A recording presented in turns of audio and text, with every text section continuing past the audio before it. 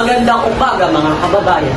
Narito tayo upang ibahagi ang balita patungkol sa nangyari sa Anti-Corruption Rally noong Setyembre 21, 2025. Narito ang ating reporter, Charis Bustillo. Charis, ibalita mo. Thank you, Junel. Right now, I'm standing in the middle of a massive crowd here at Luneta Park, where an estimated 10,000 people here gathered for what organizers are calling for Rally for Truth. As you can see behind me, there are people holding up placards that read "Stop Corruption Now," "Public Funds, Public Trust," and "Tama na, sobra na."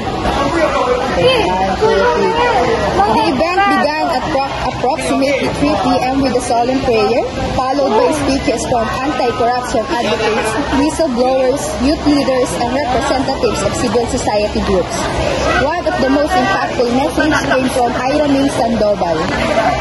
Hindi lang perang kinukuha sa atin ng mga korap na yan, kundi edukasyon, oportunidad na dapat sa atin nararapat.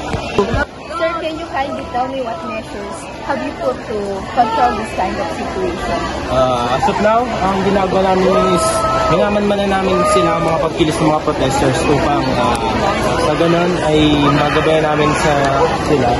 At as much as possible, sinabihan na rin namin ang ating mga kapulisan na hanggat maaari ay don't harm them.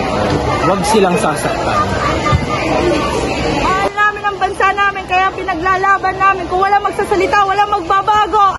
The rally is expected to continue until later tonight, ending with a candlelight vigil to honor victims of systemic corruption and call for reform. Organizers say this is just the beginning of a larger movement to reclaim integrity in governance. Reporting live from Luneta Park, I'm Charis Bustillo. Back to you, Junel. A powerful display of unity at Luneta Park today. As the fight against corruption continues, citizens are showing they no longer stay silent. We'll keep updated as the story develops.